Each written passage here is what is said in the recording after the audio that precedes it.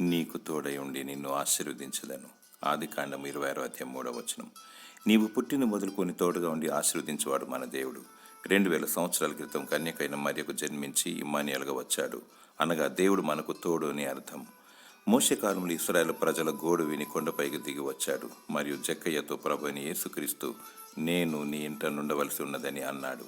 అనగా జీవాధిపతి యొక్క సృష్టికర్త అయిన దేవుడు మనకు పైగా ఉన్నవాడు, మనతో ఉన్నవాడు, మనలో ఉన్నవాడు.